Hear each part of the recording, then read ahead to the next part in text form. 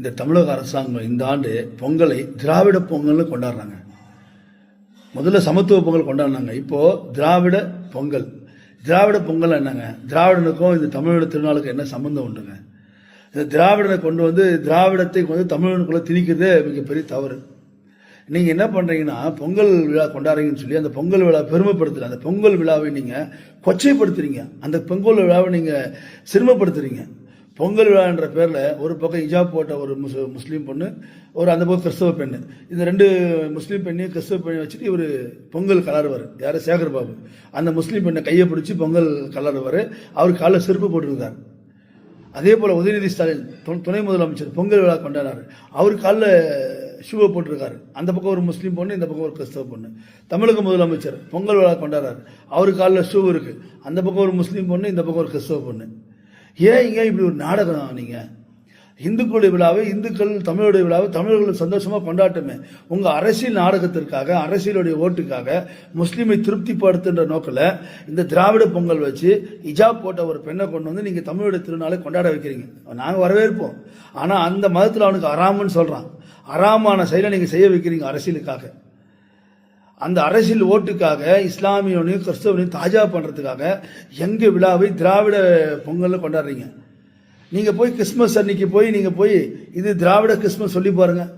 ரம்ஜான் அன்னைக்கு போய் இது திராவிட ரம்ஜான். இஸ்லாமியர் நீங்களாம் தமிழர்கள், கிறிஸ்தவர்கள் நீங்களாம் தமிழர்கள், நாமெல்லாம் திராவிடர்கள்.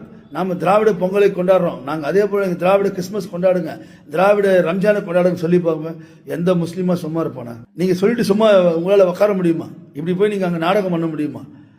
நீ அந்த ரம்ஜான் விழாவில் போய் ஒரு இந்துவை, ஒரு ஒரு ஒரு கிறிஸ்டினை உட்கார வச்சு நீங்கள் தொப்பி போட்டு கஞ்சி குடிக்கிறீங்க. இது அரசியல் நாடகம். நான் நீங்கள் செய்யக்கூடிய காரியம் சரியான காரியமானு பாருங்கள். தமிழகத்துடைய திராவிட மாடல் அரசாங்கம் இந்த விழாவை முழுக்க கொச்சைப்படுத்தி சிறுமைப்படுத்துகிறாங்க.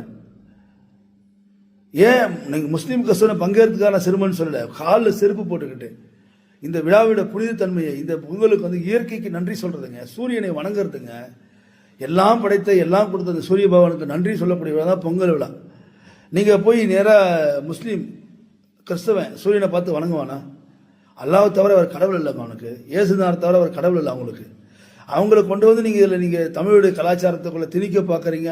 இந்த பொங்கல் விழாவை திராவிட பொங்கல் ஆக்க பார்க்குறீங்க. இந்த அடையாளத்தை அழிக்க நினைக்கிறீங்க. சமத்துவம்னு சொல்கிறீங்க. சமத்துவம்னா பரவாயில்ல, எல்லாரும் ஒன்றா வச்சு நம்ம வழங்கின சமத்துவ பொங்கல். அது என்னங்க திராவிட பொங்கல்?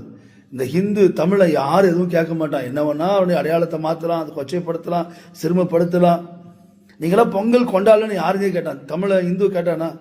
நீங்கள் தீபாவளிக்கு வாழ்த்து சொல்கிறது, இந்து பண்டிகையில் வாழ்த்து சொல்கிறதில்ல, இந்துக்களுடைய விழாக்களை கொச்சைப்படுத்துறது, இந்துக்களுடைய விழாக்களை வந்து நீங்கள் கேலி கிண்டல் பண்ணுறது, இறை வழிபாட்டை கொச்சைப்படுத்துறது. ஆனால் இப்போ நீங்கள் தமிழருக்கு இயற்கை வழிபாடுன்ற அந்த போர்வையில் உள்ள வரீங்க. எல்லாரும் ஏமாத்து நாடுகள். இதெல்லாம் கைவிட வேண்டும் தமிழக அரசாங்கம். இந்துக்கள் விழித்து கொண்டார்கள். ஒரு நாள் இல்லை ஒரு நாள் இதுக்கெல்லாம் உங்களுக்கு நிச்சயம் பதிலடி கிடைக்கும். நன்றி, வணக்கம்.